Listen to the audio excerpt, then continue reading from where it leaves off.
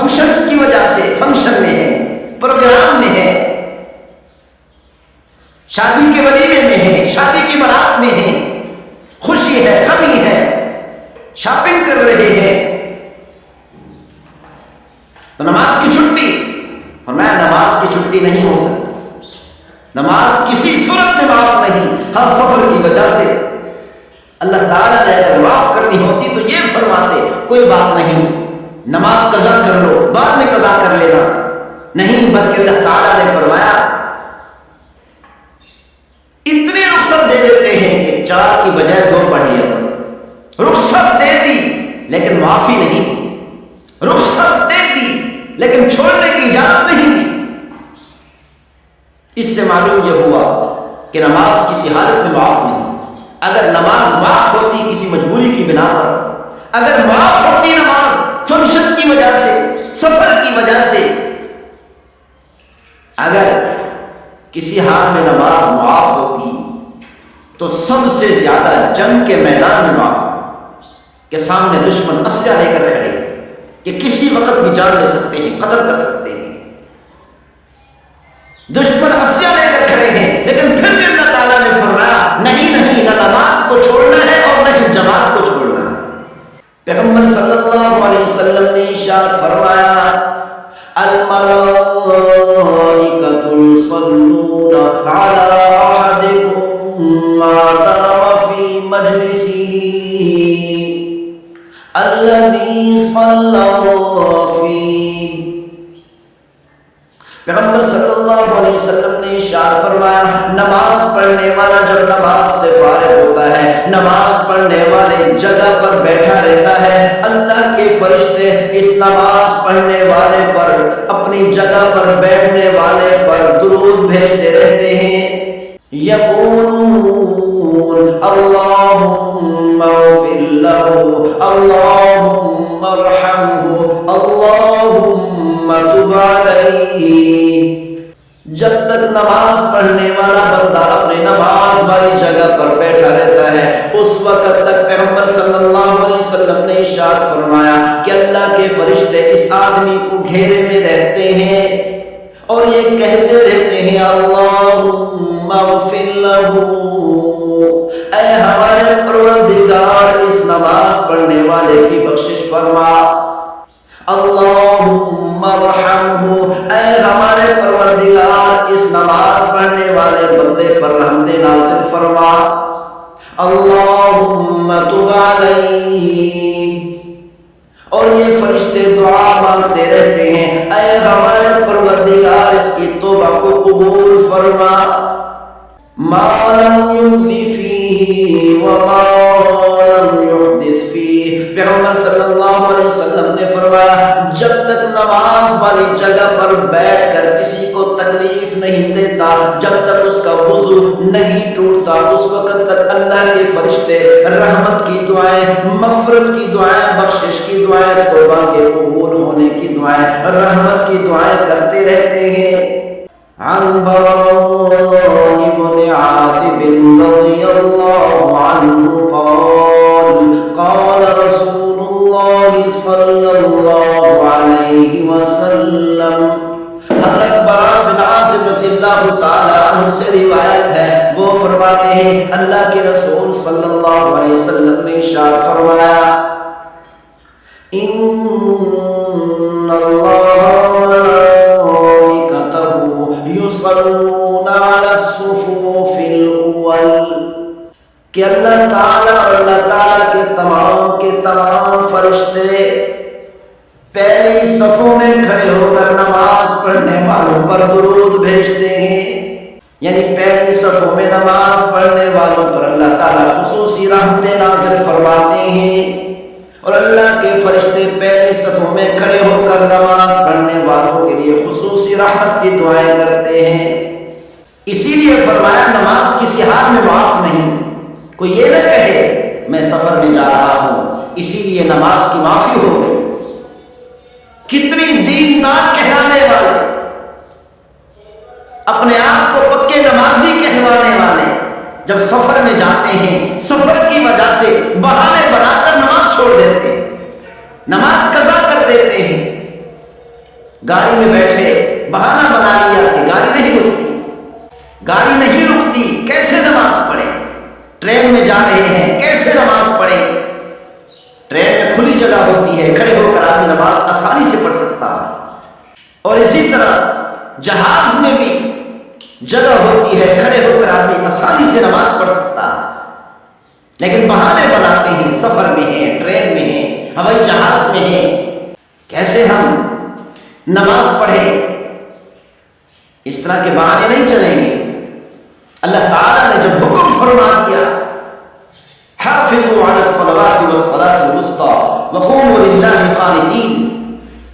کہ تمام نمازوں کی حفاظت کرو، تمام نمازیں پابندی سے ادا کیا کرو، خاص طور پر عصر کی نماز پابندی سے ادا کیا۔ اگر سفر کی وجہ سے، فنکشنز کی وجہ سے فنکشن میں ہے، پروگرام میں ہے، شادی کے ولیمے میں ہے، شادی کی بارات میں ہے، خوشی ہے، غمی ہے، شاپنگ کر رہے ہیں، تو نماز کی چھٹی، فرمایا نماز کی چھٹی نہیں ہو سکتی، نماز کسی صورت میں معاف نہیں۔ ہر سفر کی وجہ سے اللہ تعالیٰ نے اگر معاف کرنی ہوتی تو یہ فرماتے کوئی بات نہیں، نماز قضا کر لو، بعد میں قضا کر لینا، نہیں، بلکہ اللہ تعالیٰ نے فرمایا اتنی رخصت دے دیتے ہیں کہ 4 کی بجائے 2 پڑھ لیا۔ رخصت دے دی لیکن معافی نہیں دی، رخصت دے دی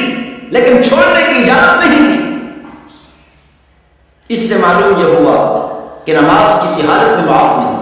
اگر نماز معاف ہوتی کسی مجبوری کی بنا پر، اگر معاف ہوتی نماز فنکشن کی وجہ سے، سفر کی وجہ سے، اگر کسی حال میں نماز معاف ہوتی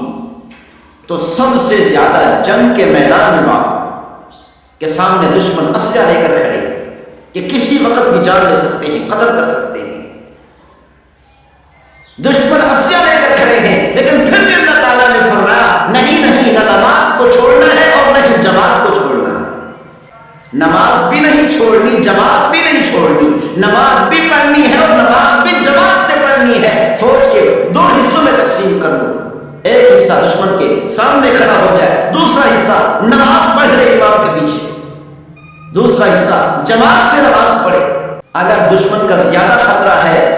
تو سواروں پر کھڑے کھڑے نماز پڑھ لو، لیکن نماز کی معافی نہیں ہے، نماز چھوڑنی نہیں۔ اگر چھوڑنے کی اجازت ہوتی تو میدان جنگ میں دشمن کے سامنے کھڑے ہو کر چھوڑنے کی اجازت ہوتی، وہاں پر بھی نماز چھوڑنے کی اجازت نہیں، تو کسی حال میں نماز چھوڑنے کی اجازت نہیں۔ حضرت حسین رضی اللہ تعالیٰ عنہ نے نماز کا وقت ہوا کہ جب جا کر کہو شمر سے ہمیں نماز پڑھنے کی اجازت دے، نماز پڑھنے دے، ہمیں نماز پڑھنے کی اجازت دے۔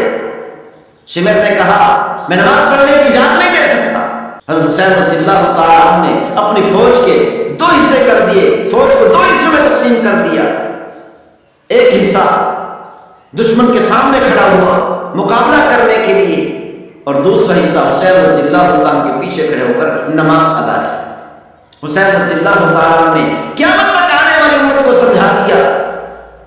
کہ نماز کسی حالت میں معاف نہیں ہے، حتیٰ کہ میدان جنگ میں دشمن کے سامنے کھڑے ہو کر بھی معاف نہیں۔ گردن کٹوا دی، سر نیزے پر لٹک گیا، لیکن نماز نہیں چھوڑی۔ یہ کہا جاتا ہے کہ پیغمبر صلی اللہ علیہ وسلم نے سفر کی وجہ سے، کسی مجبوریوں کی بنا پر ظہر اور عصر اکٹھے پڑھی۔ اکٹھے پڑھنے کا مطلب یہ نہیں کہ ظہر کو قضا کر دیا، عصر کے وقت میں پڑھی، یا عصر کو ظہر کے وقت میں پڑھی، اس کا مطلب یہ نہیں۔ اس کا مطلب یہ ہے کہ پیغمبر صلی اللہ علیہ وسلم نے ظہر اور عصر کو اکٹھے پڑھی، کہ ظہر کو آخری وقت میں پڑھا اور عصر کی نماز کو عصر کے شروع وقت میں، آغاز وقت میں پڑھا، پہلے وقت میں پڑھا۔ جیسے ہی عصر کا وقت شروع ہوا پیغمبر صلی اللہ علیہ وسلم نے عصر کی نماز پڑھ لی۔ صورتاً ظاہری طور پر دیکھنے کے اعتبار سے تو معلوم یہ ہوتا ہے کہ پیغمبر صلی اللہ علیہ وسلم نے ظہر عصر اکٹھی کر لی، اکٹھی پڑھ لی، لیکن حقیقت یہ ہے کہ پیغمبر صلی اللہ علیہ وسلم نے ظہر کو ظہر کے وقت میں پڑھا، عصر کو عصر کے وقت میں پڑھا۔ اس کی دلیل ایک یہ ہے کہ بخاری شریف کی روایت ہے کہ حضرت عبداللہ بن عمر رضی اللہ تعالیٰ عنہ نے مغرب اور عشاء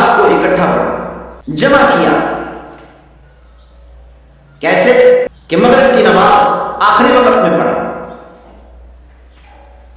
اور تھوڑے سے ٹھہر گئے، انتظار کر لی، جیسے ہی مغرب کا وقت ختم ہوا، عشاء کا وقت شروع ہوا، حضرت عبداللہ بن عمر رضی اللہ تعالیٰ عنہما نے عشاء کی نماز میں پڑھی، یعنی مغرب کی نماز مغرب کے وقت کے آخری وقت میں پڑھی اور عشاء کی نماز عشاء کے پہلے وقت میں پڑھی، تو ظاہری طور پر تو معلوم ہوتا ہے کہ حضرت عبداللہ بن عمر رضی اللہ تعالیٰ عنہما نے دونوں نمازیں ایک ہی وقت میں اکٹھے پڑھی ہیں، لیکن حقیقت یہ ہے کہ حضرت عبداللہ بن عمر رضی اللہ تعالیٰ عنہما نے اکٹھے تو پڑھی ہے لیکن مغرب کو مغرب کے وقت میں پڑھا، عشاء کو عشاء کے وقت میں پڑھا۔ اس سے یہ ثابت ہوتا ہے کہ جن احادیث مبارکہ میں پیغمبر صلی اللہ علیہ وسلم کا عمل منقول ہے کہ ظہر اور عصر کو جمع فرمایا، اس کا مطلب یہی ہے کہ ظہر کو ظہر کے آخری وقت میں پڑھا اور عصر کو عصر کے وقت کے شروع میں پڑھا۔ ظاہری طور پر معلوم ہوتا ہے کہ اکٹھی پڑھی، لیکن ظہر کو ظہر کے وقت میں پڑھا، عصر کو عصر کے وقت میں پڑھا۔ اس طریقے سے دو نمازوں کو جمع کرنا جائز تو ہے، لیکن جب شدید مجبوری، سخت مجبوری، ہر وقت اس طرح جمع کرنا بھی درست نہیں۔ اسے کہتے ہیں جمع سوری، صورتاً شکل کے اعتبار سے، دیکھنے کے اعتبار سے، ظاہری اعتبار سے تو معلوم ہوتا ہے دو نمازیں اکٹھے پڑھی ہیں، لیکن حقیقت یہ ہے کہ ہر نماز کو اس کے وقت میں پڑھا۔